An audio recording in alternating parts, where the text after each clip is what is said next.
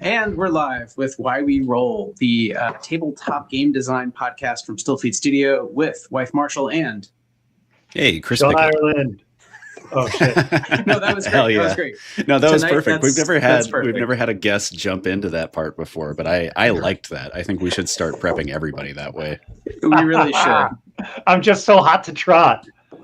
You've invented a new trope that we always do now. Thanks, Sean. Yes, that's right. Sean Ireland, special guest. And this is the end of season 2, beginning of season 3. Maybe, I don't know if you're listening when this comes out, but it's the end of the year a little bit as we're recording. Yeah, it's a little confusing. So for the podcast, this is not the end of season 2. The end of season 2 will be dropping soon. But for video feed, yes, anybody watching, this is it for 2025. So get it while you can. Get it while it's hot. Great. Well, tonight we're excited to talk to Sean and catch up and just say hi and hear about all the things you have going on in games and otherwise, and close out the show for the year in terms of taping. And of course, if you're listening to this later, then, you can imagine the things you were doing in December and enjoying with your friends and family, hopefully.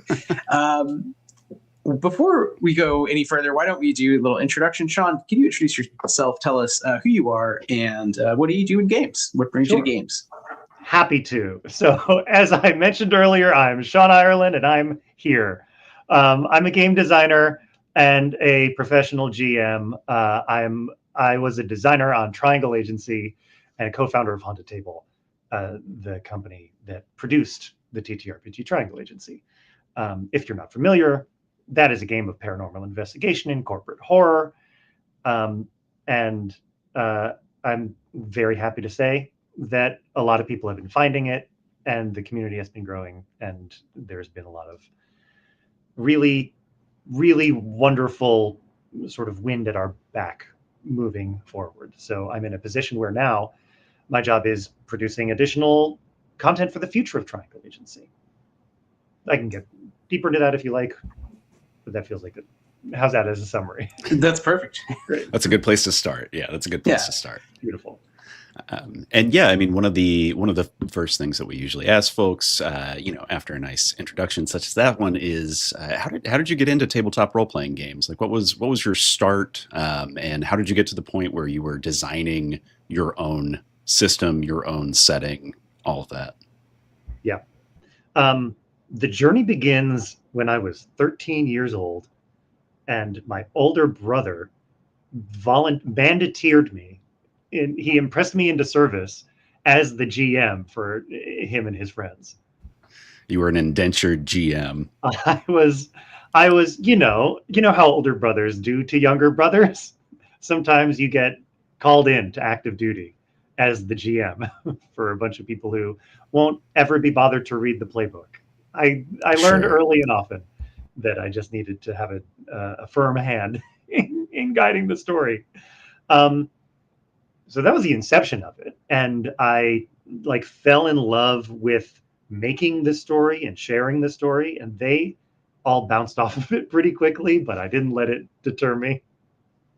The transition from that to designing games as a whole was mostly in continuing to run D&D, and specifically running D&D as a paid GM for children on a daily basis, which is what I was doing in 2019. Just forced me to, within the boundaries of D&D, push myself in every direction as a storyteller and as a crafter of game-based experience. And before long, I was just completely outside of the bounds of what D&D offers and designing games. The actual jump from this is something that I'm doing for a private audience to this is something that we're going to try to publish was my dear friend, co-writer, and co-founder of Haunted Table, Caleb Zane Hewitt. He and I were working together at a board game cafe in the same department, running D&D for kids. When the pandemic shut that all down, we turned to each other, and just partially as a way to keep sane, partially as a way to keep in touch because he moved across the country. And partially because we were both really, really fascinated by the idea.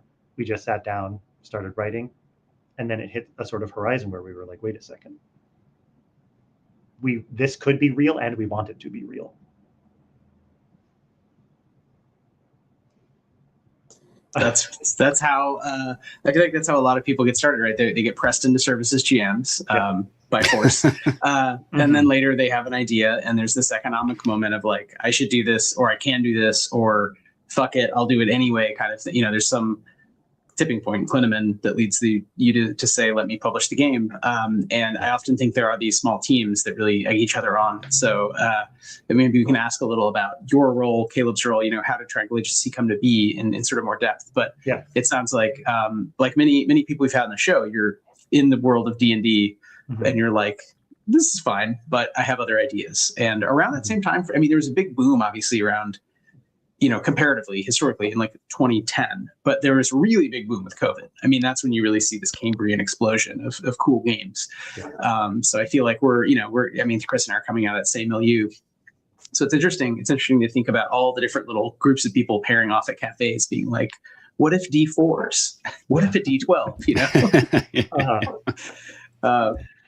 Yeah. And I guess I would also just highlight that for anybody who heard my story and felt like a twinge of familiarity, that the scope of that story was 20 years, like between when I was impressed into service and when I was like, hey, wait a second, this could be something for real. Yeah. And I think that's also about right. Yeah, like sometimes you're playing games as kids and it's not until later you're like, this game could be not just a game, right? It could be a product or a whole experience, a whole world. Can you say a little about, can you dig into like Triangle Agency specifically and like what game design was looking like for you going from D&D for kids as a GM to like, I'm making a game? Like, was there a clear moment? You know, was there a process? How did that unfold? I would say that there was a clear moment. Yes, there was a clear moment. It was Caleb came to me with a tweet that he had made that was doing numbers at the moment, and he said, "What if I made?" He had posted a graphic he had made because he was tinkering in InDesign, and it is largely the exact same logo that we still use today for Triangle Agency. He had tweeted that, and the tweet was like, "Who wants to play my new game?" Sort of like brute forcing it into existence. And he turned to, and on that day, he turned to me and he said, "What if you played my new game, Triangle Agency?" And I said, "Haha, it could be this and this and this." And he said, "Haha, and then it could be this and this and this." And in essence, brushing over a great amount of detail, that conversation continued for the next 3 years, where it was just a very, very fortunate creative partnership of constant fuel, one thing leading to the other. And would you say you knew mechanically where you wanted to go from the start, or how did you get into like what you wanted to do in terms of, or even like paranormal situations? Did you say like, I love X-Files, I'm going to do X-Files stuff? Right. We knew from the jump that we wanted to give players enormous reality shaping powers and restrict their ability to use it in a narrative way rather than a mechanical way. And I think just exploring that tension gave us a huge amount of runway and a huge amount of design space, but it also meant that we were writing the story at the same time as we were writing the mechanics, where so many things need to line up. There are a lot of guardrails that you need to set up if you're going to hand players the ability to summon 11,000 Toyotas. You know, it's a classic. It's right up there with dwarves being good with an axe is summoning 11,000 Toyotas. Yeah. 11,000 Priuses. I find that the notion of narrative restrictions, not mechanical restrictions, to be really interesting. And I have a bunch of questions, but I guess one of them is, could you give us an example of how that would work in Triangle Agency? What's like a narrative restriction on a power, and how have you seen that kind of play out either in playtesting or now that it's being widely adopted, just with play groups? Yes. I think for me, the flagship example of this is a currency and a system called demerits, which is every character starts with a behavior, basically a role at the company that gives them a restricted behavior. It's called a sanctioned behavior that you are meant to avoid while on the job. Example, if you're in public relations, you are not allowed to lie. If, while you're playing Triangle Agency, as a public relations character, you ever lie, you earn 1 demerit. Very common first question is, well, what does that mean? What do demerits do? And if you read the player's handbook, the answer is kind of, don't earn them. Like, you're not supposed to. It's your job not to earn them. Sure. Why are you asking questions? But I've found personally, and I've heard stories, that people hear the word demerit, and it is a scary enough word, and it looms large enough. And I think they have a personal relationship to that kind of thing, that kind of dark mark on their permanent record, that they know to avoid it. And that often is enough to make people want to avoid those behaviors like the plague. Yeah. But have you thought of, have you brought this into the world of kind of paranoia, where like it is meant to be a joke in your mind with the text, the player's handbook? Do you feel like these are things the player's meant to encounter as a joke or take seriously? Or how can you say a little more about like designing something that doesn't have a clear purpose in a game? Because this is really fascinating. Well, so I don't want to say that it doesn't have a clear purpose in the game. The core rulebook that is Triangle Agency is divided into 3 sections. The first is meant to be read by players, and then players stop. The middle section is for GMs, and then the third section is only meant to be read by people when certain game actions happen.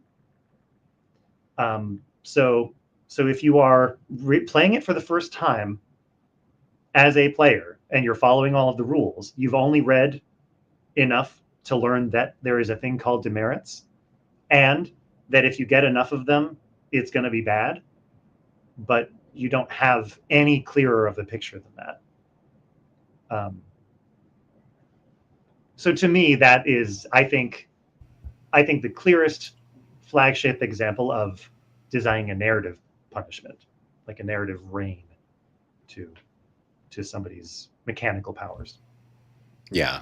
I mean, I think that's super interesting. Hold on one second.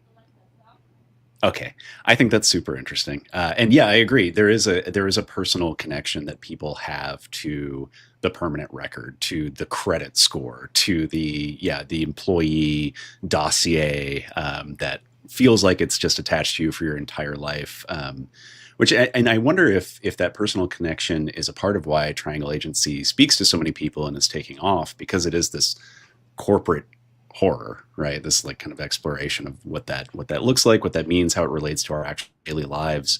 And I'm curious, Sean, would you and your co-author describe corporate horror, and how did you kind of land on that as like the genre of the game?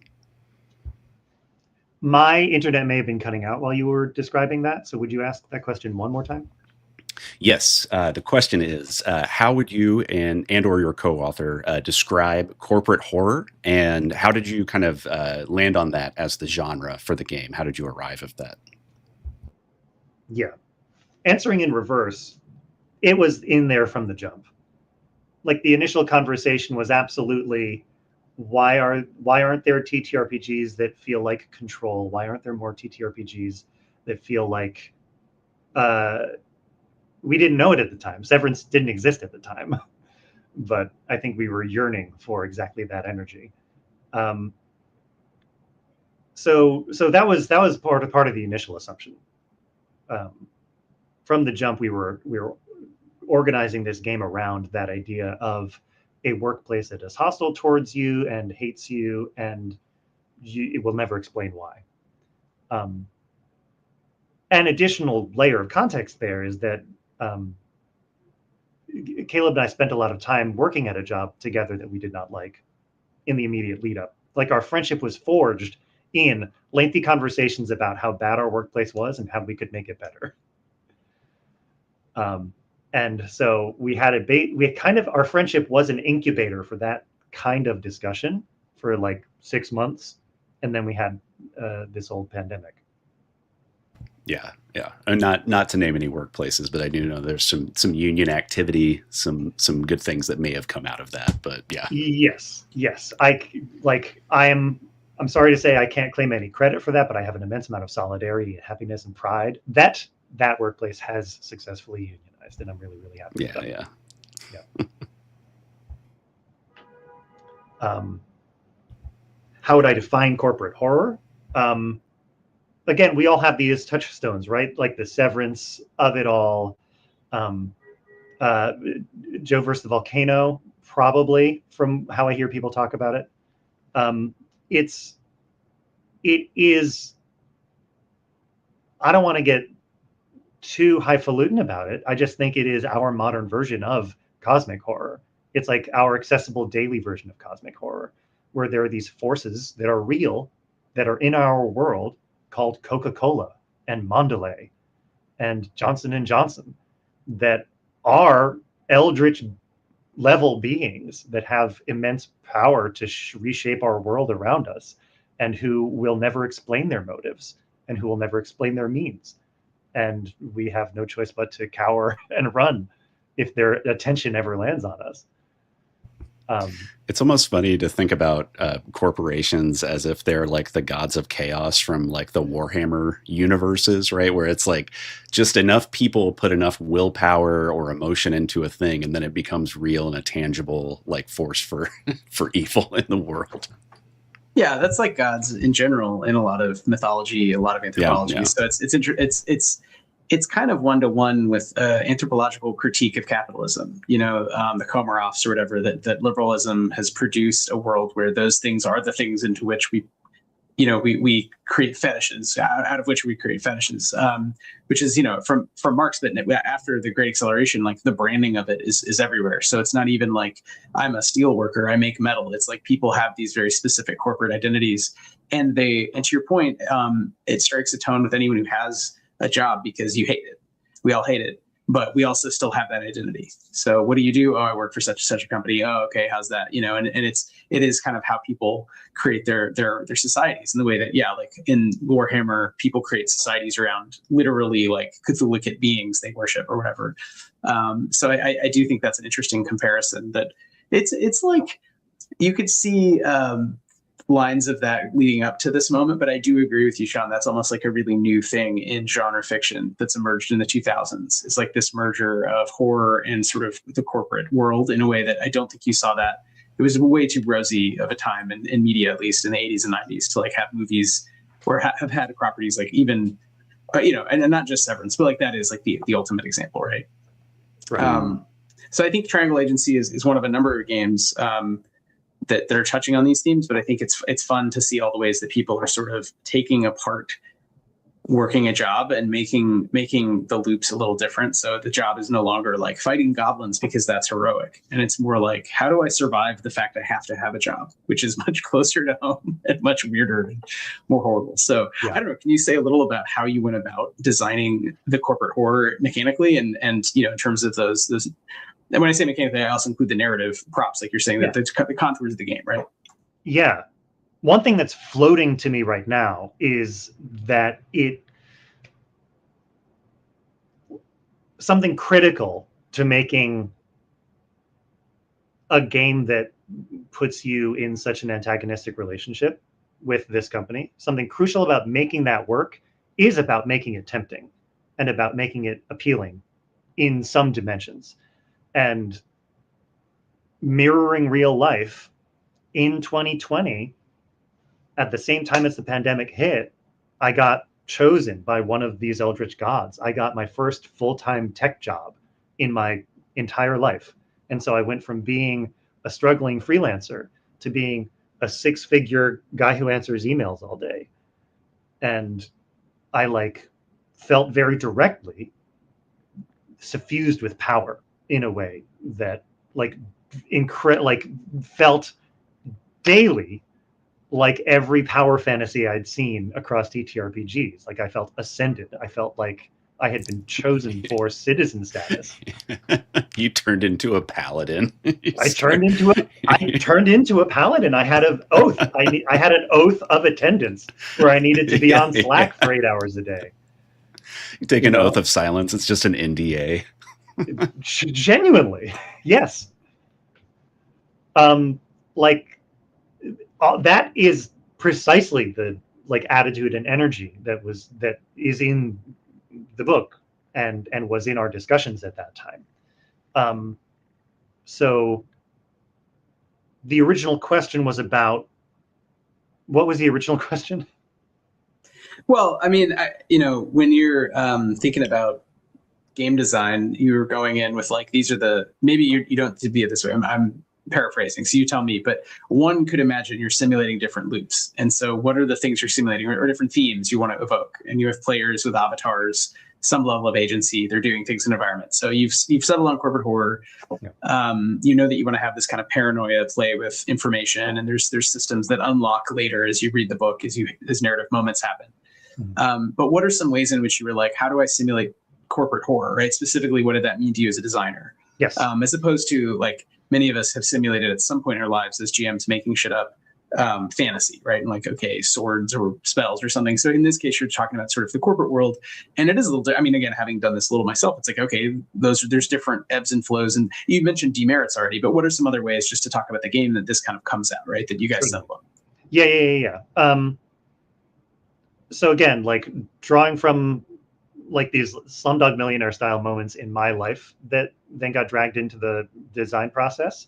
Again, at this tech job, there were rituals that I had never been privy to. As like, I was a like lone wolf solo freelancer getting thrown into this like manager team based structure. So I had these morning stand-up meetings every day where people would just stand in a circle and talk about what we had done yesterday.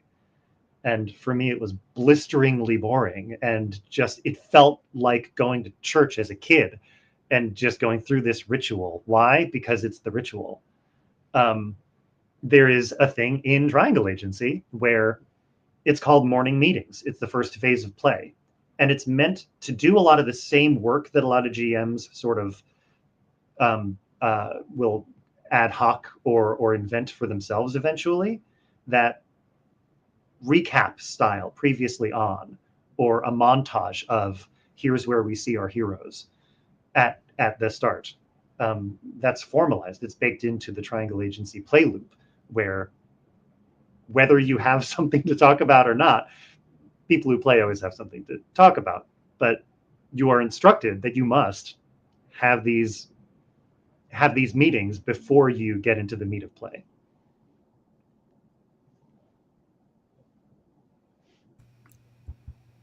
I had to find the unmute. That's great. That's a good example of bringing in the kind of corporate loop and giving players the tools to do something with it. And I do agree that it is funny that more games don't do that. I feel like I've heard of other games doing this, but I really think all games, it's almost like safety tools. We should just adopt a like next time, like last time on, next time on. Like there should be bookends, because not for the characters, because it makes no sense, but for the players, you might be playing weeks apart, months apart, and you're like, I don't really remember, dog. Like what happened? Did we find the giant? Did we kill the giant? Is the giant cool? So I think, am I the giant? Yeah. And also to take on the structure of those boring meetings and use that time to do something useful is a nice twofer, where you're like doing something not boring with a structure that cues up the horror for the characters, right? Not the players are doing something useful. The characters are like, oh God, this, So again, there's a lot in there, and feel free to keep talking about Triangle Agency. Just trying to highlight, some of the reasons people should check it out, because it's a cool game, and it's part of, I think, again, a suite of games that are I would say, I don't know, Sean, this is a question. Here's a spicy, potentially political question. Is the game anti-capitalist as such, or do you view somehow corporatism as like, one bad actor, but it's not anti-capitalist as a sort of structure? Does that make sense? Yeah. I think that I ascribe to death of the author. I think the author is dead. I don't think that I should be viewed as a like authority on how you interpret the game. And it's ardently, stridently, top to toe anti-capitalist the entire time. I think more than that, tip to tail, the whole dang thing. More than that, though, I think the most radical thing about the book is that it expects you to make up your mind about what the book is. We devoted so much energy, and it feels like a miracle that we were able to pull it off, but contained a satisfying story, a cool system, and a great game without ever sitting down and telling you the truth. There are unreliable narrators everywhere you look, and that forces you as a player to decide for yourself who to believe. Yeah, I like that. And I think that like empowering you to make those decisions, forcing you to make those decisions, empowers you to make those decisions. And being empowered to make those decisions is a radical act in modern society. I think that's also, again, a really interesting approach to game design, to not tell people everything and to have that be at the heart of the game, which obviously, again, like Paranoia, or there's examples of this, but generally games tend toward the opposite of there's a deeper lore. It's tip of the iceberg. So we're going to only give you 10%, but there's another 90% of lore. But there are games that just refuse that, or really ask you to consider, what if this is all bullshit? Which is one of the things I'll say, like, I think Stillfleet does as well, but it almost is like, it's buried too deep for some people to get to the, like, it's all bullshit part. So I think that Triangle Agency is a really nice balance of, like, kind of letting you, the wink, wink, while it is still playable and fun, as you say. So it's a balancing act. And I think different games can approach it differently, but it is fun to have games that truly contain, in a way, real mysteries. In addition to, like, real, what do you want to do about your shitty job kind of moments, which, that's the narrative structure we're seeing emerge all over the place. Chris, sorry, you said you had other questions. I didn't mean to sort of stop your flow there. No, I mean, we've actually covered my other questions that I had. Let me think of another one.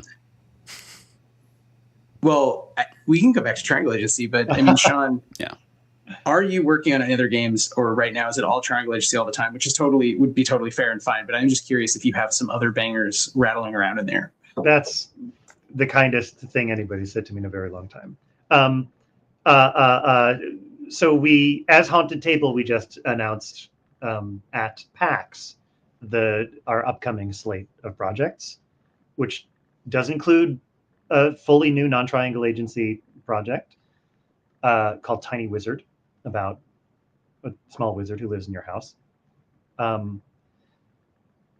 Right now, I'm working on, ages ago, back when we kickstarted Triangle Agency, we pledged to produce a series of crossover missions where you could play other games set in the Triangle Agency universe. And one of those games is called The House Edge. It's a crossover with Fist, a game by Claymore. And we received an incredible game from Claymore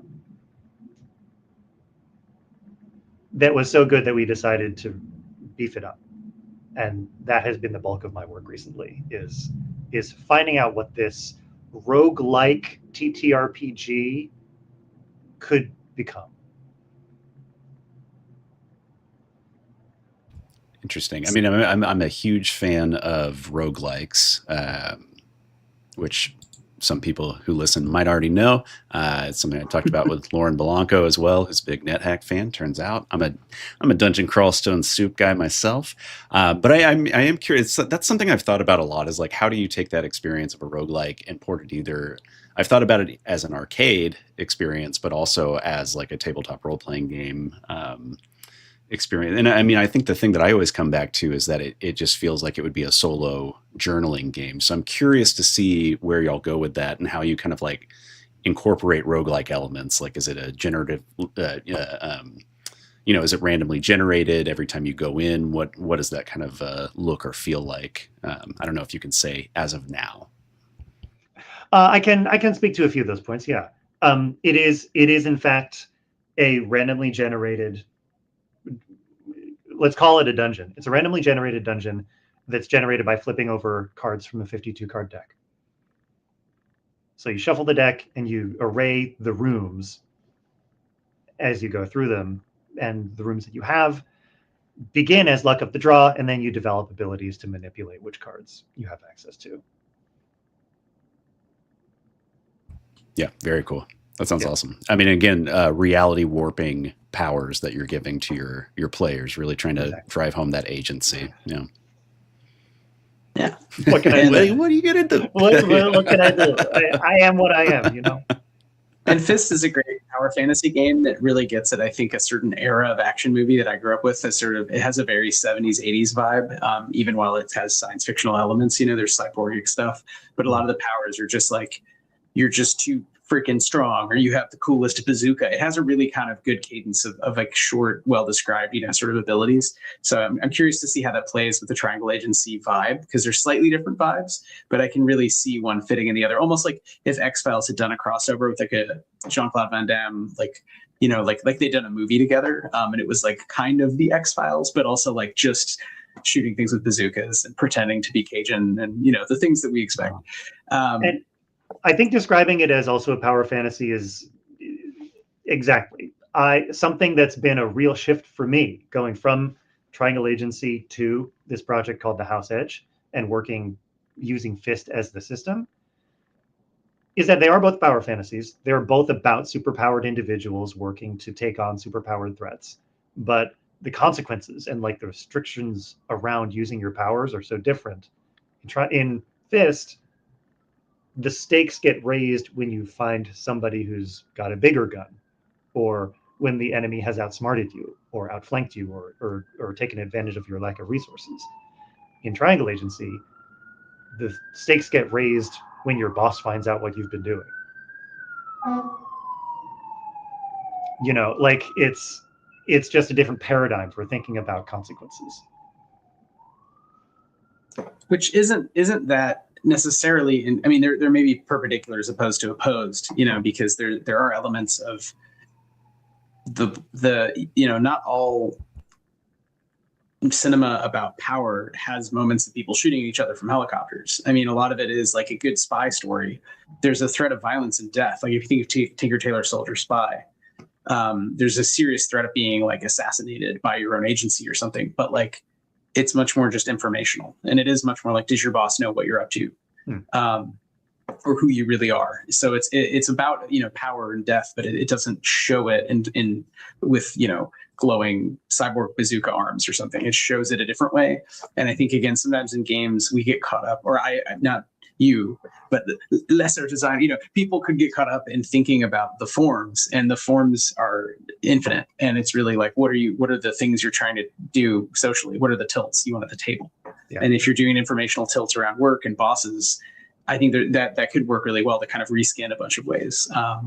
And again, I think you're onto something. I think there's definitely a kind of zeitgeist moment, where a lot of us are like, man, if only I could change this relationship I have with my boss and the company, capital C. So very cool. So you're working on the Fist thing. You're working on a tiny wizard game. Yeah. Is this a team, if you don't mind asking, Sean? Is it you and Caleb and others? Is it mostly you? How does that sort of shake out? Yeah, it's mostly Caleb managing a pretty broad tent. I would say there may be between 5 and 10 people spread across various different projects in different capacities. Does that answer the question? That. Yeah, sure. Yeah. Just curious how are you, who is, I don't know. I mean, I know you. I don't really know how you guys design games and stuff. And I know that Triangle Agency is a big thing now. So I was curious with the new games, is that like Sean Skunk Works, or like you guys get together and say, okay, we're all tiny wizards. We've got the Shrinkinator. We're going to shrink down. No, right now, because we have so many plates spinning, it's very much more Skunk Works, share out, playtest, Skunk Works, share out, playtest. Which is an evolution. It feels more mature than, the heady earliest days where it was just all contained in a single Discord conversation. Right. It's one thread to rule them all. Yeah. Right. Which bullet point 700 threads up or posts where, up. Yeah. Where, there's an era of my Discord feed with Caleb where it's like talking about my birthday party, talking about new powers for the Dream agent, talking about something funny we saw on Twitter. I guess that kind of brings me I guess this is a logistical thing, but something that we also try to get to on the show is just giving tips, giving advice for people that want to get into this industry, whether it's design or running a business. I don't know if you have any advice that you would want to give on like moving from the kind of like hobbyist side of things into a kind of more serious workflow and seeing your responsibilities change with that. I guess that's my question. I would say to anybody who is interested in going from I have ideas to I have a game, the two most important things that I see again and again, and I'm going to call out Caleb as I think uniquely good at these in my experience, is A, asking people for help. Just walking up to people that you like and respect and being clear about like, I'm working on this, or I'm trying to do this. I see that you do this. Is there anything like, how can you help? Again, I'm bad at it. I don't know how to frame the question in a way that will yield results. But just like not arguing, not negotiating against yourself, just reaching for the thing that you want. So asking people for help, and then also be honest about what end goal you have, and look around at other existing properties and projects and organizations exist right now, and see if you can find their paper trail. See how they organized their Kickstarter, see how they updated people when they were fulfilling their initial campaign. Reach out to them and see if they have any pointers for you. We've been so lucky. A lot of people in the industry, I'll shout out Tony Vicinda in particular, were extremely instrumental early on in like helping us understand what it even took to create a game, understand what aspects from design to production needed to be even considered. The short version of the answer is just talk to people. Don't be shy. And talk to Tony Vicinda. That's a good specific person. I was going to say the thread that binds everybody together just seems to be Big Tony. So Big Tony. There you go. No, that's really good advice. I do think that to your point, it's sometimes a matter of articulation, right? Because a lot of us have people we know on the internet who are cool, and you might shout them out and they might be like, thanks. And that's fine. I mean, there's nothing wrong with that. But it is, if you're a creator trying to get a specific outcome, what do you articulate? What are you asking for? And what does that look like? And I think that's sometimes just very non-obvious. And you're like, okay, I have a big idea. What do I need to achieve it? Do you need resources of some kind? Do you need more time? Or is it about like mechanics, right? Like, do you need play testers? How do you run big community games on Discord? There's so many aspects to like, I'm going to start publishing games or make a big adventure game, right? That has different players. And I think it can definitely be intimidating. And I think that's one reason on the show, it's been great to have on so many people who've done it different ways, but see the sort of points of the patterns, right? The points of connection. So I think that's a really nice gesture to say, ask for what you want, advocate for yourself. And be cool. And usually it seems like, in my experience, many people in the space are very nice in the indie space. Not talking about all games, but our little world. Sean, would you say that is true? And would you, I don't know, is there anything you want to add to that in terms of sort of getting started? Sean's like, no, people are terrible, and I hate Sorry. people. No, what I'm taking stock of is like, wait, my honest response to that is, isn't that what I just said? Yeah. Yes. Okay. Sure. Yeah. I'm sorry, like not meaning to be weird about it. I'm just trying to like filter where the question was. Yeah. I think that I've been amazed based on the pop culture conception of a TTRPG person, how far removed that has been from my lived experience. You know, like there's the Simpsons comic book guy that lives in a lot of people's heads when they think about people who play D&D, and almost everybody I've met in the tabletop space has at the very least been enthusiastic and like eager and excited to talk. And not the Simpsons guy. And not, I guess, to make a more accessible way to frame that, there's not been a lot of gatekeeping. There's not been a lot of nagging. Yes. There's not been a lot of people who like want to put you down, right, so that they can like get one over on you. It's been very much a rising tide feeling in my experience. Yeah, same. I guess that's where I was going with the question. So thank you for articulating that better than I did. That was kind of the point. Is who have you, has that been your experience shared as well? That people are very generous with often time and resources. Though maybe not. I mean, the thing that you see missing often is literally just like money. But I feel like everything else, it's like you could just ask and people would be like, yeah, sure, here you go. So we've been very pleasantly surprised, I think, as well. Mm-hmm. With that, so you're working on all these cool things for Triangle Agency, both the game and that you have some new games, Tiny Wizards. What else? I feel like you mentioned some cool stuff you were doing in New York. Is there anything else, Sean, you want to mention outside of games that you're working on, or anything cool you have a brewing? Sure. Yes. I produce and perform in a live show in New York City. A live show in New York City, and also we've been touring. We had a show in Philly and we had a show in Boston this past year. It's called The Legend of You. It's a personalized, improvised adventure. Every performance begins with us asking an audience member to share a simple problem in their life, and then we turn that problem into an epic fantasy story. It's inspired by D&D. It's inspired by musical improv. It's inspired by your most recent therapy session. And it's been a real joy. The team that we've thrown together is incredible. And yeah, if anybody's interested to learn more, we're on Instagram, and tickets are available for our January show now. Cool. January show now. Incredible.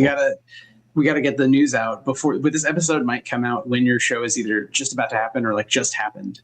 January 31st. Okay, great. Okay, well, we'll try to get it out before then.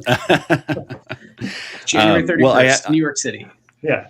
I mean, I have to ask if it's a stage show that's, inspired by D&D as well as my most recent trip to the therapist. Are there gamified elements that you've put into it, or has your game design influenced the show? Like how has that kind of been brought onto the stage? How does it tread words, as they say? So there is a game to it. At the beginning of the show, we have, if you've seen any like New York style improv show, it will often begin with an interview with an audience member where we just like sort of like pick at the story, learn about characters in their life, learn about the circumstance that they came to us with. But then we also go through a bulleted list of specific strengths and weaknesses. Questions like, what's something that's always come naturally to you? What's the thing you've received the most training to do? What would we put as bait if we wanted to catch you in a trap? Things like that. those answers get written on a novelty 6-sided die that's got whiteboard faces. And so the Nice. faces will be like peanut butter, whistling, neuroscience, and those each correspond to a strength or a weakness. In the story, when the hero encounters a monster or an obstacle or a villain, we'll roll that die, and that's the tactic that they use to overcome the challenge.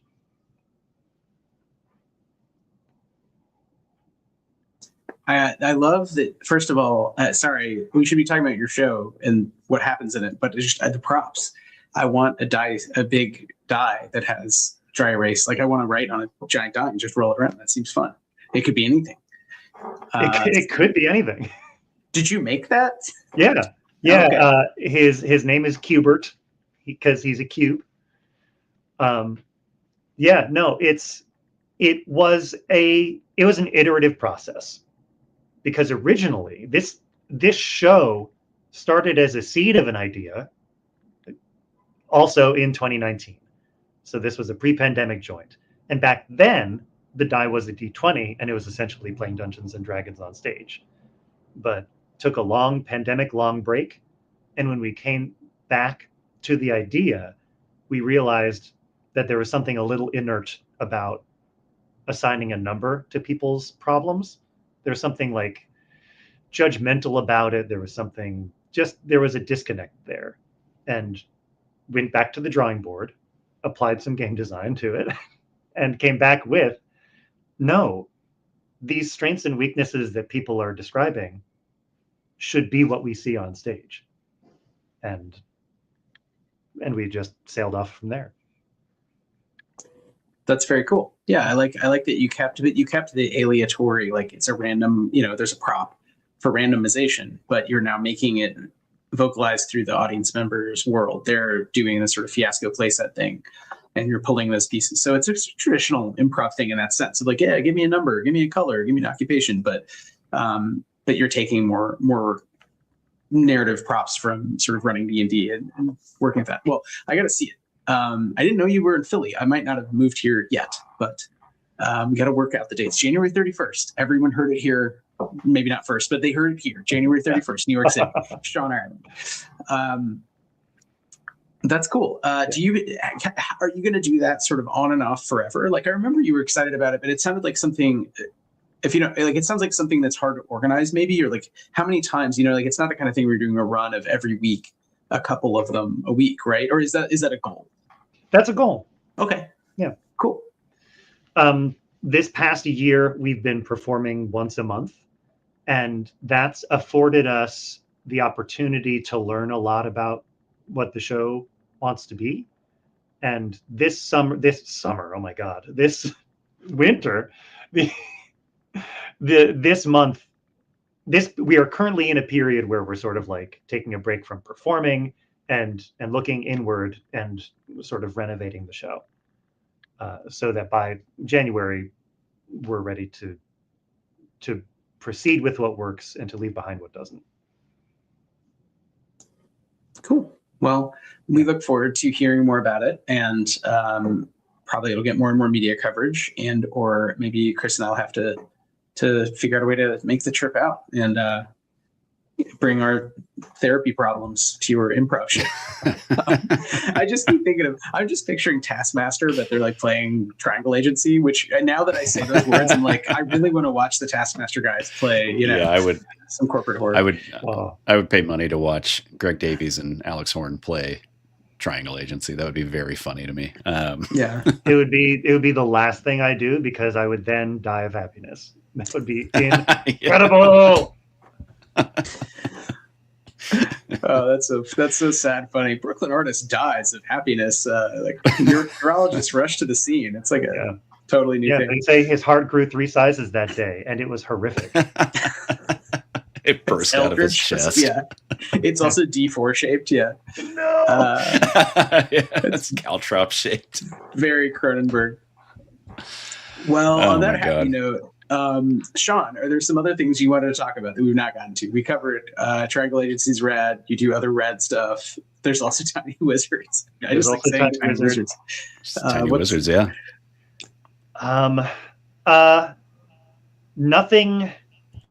Nothing that, no, this has been really wonderful. I do have one thing to talk about, but it's something that's ending like in the next 3 weeks. So I don't want to put us on that clock.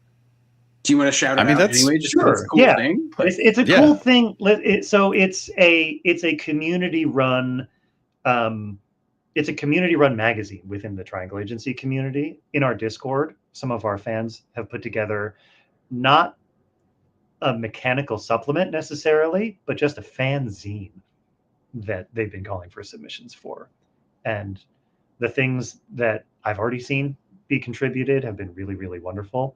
It's just like weird people that you can meet at work, or a bar that your characters can all meet at that like has corporate themed specials.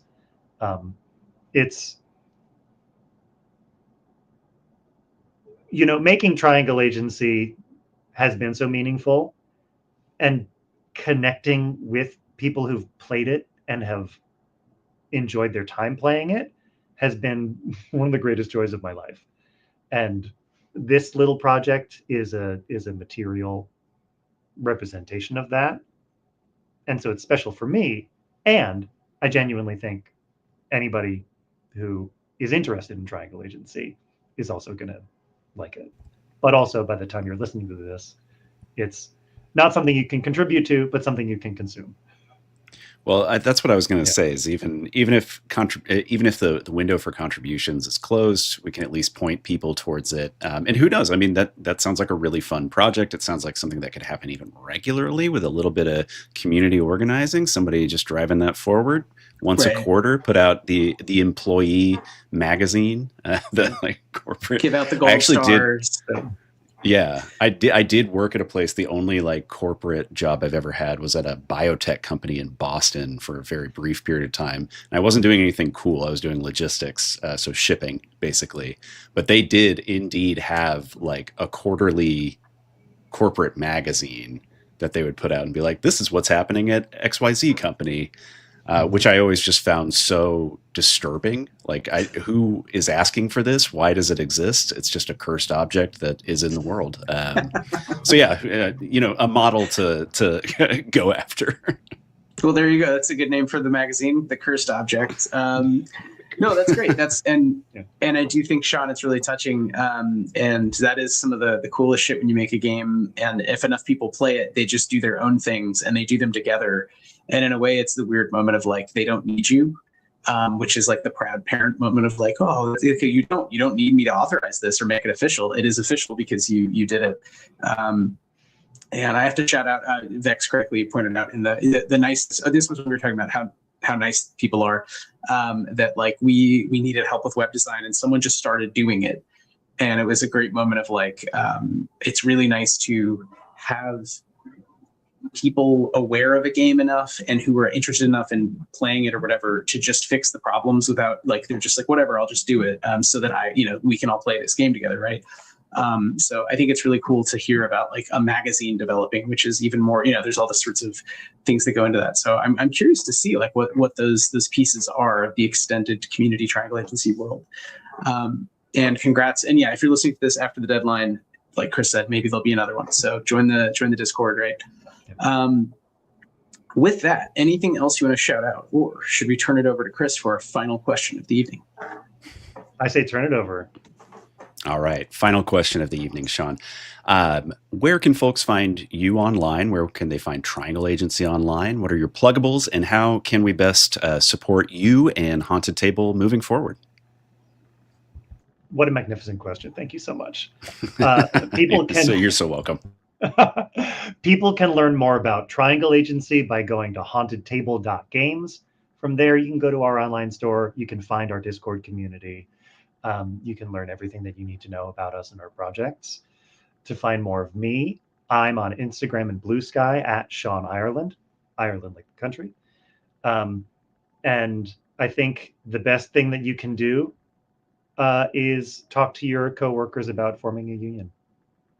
Hell yeah. All right, let's go. Yeah, let's fucking go. You heard it here first. This is the first time anyone's ever had this idea. No, this is great. Sean, that was really good answer. We do. We need white collar unions. We need all the unions. We need all of the service people to be unionized, all the educators, all the game makers, and the people who play the games. Sure. Yeah. Also, thanks so much, Sean. Thanks for being on. Have to have you back on, talk more about the intersection of improv, cosmic horror, and corporate horror, and triangle that forms.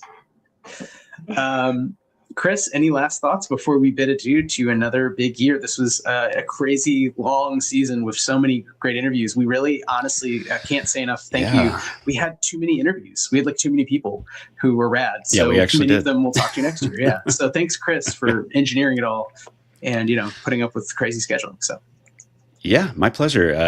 I guess, just closing us out for the year. Thank you, Wythe, as always, for scheduling all of our interviews and getting everything kind of organized and lined up. And Sean, thank you for being here tonight. Pleasure finally meeting you. Hopefully I'll see you around in New York City. We've got some overlap, so maybe I'll see you at Wonderville.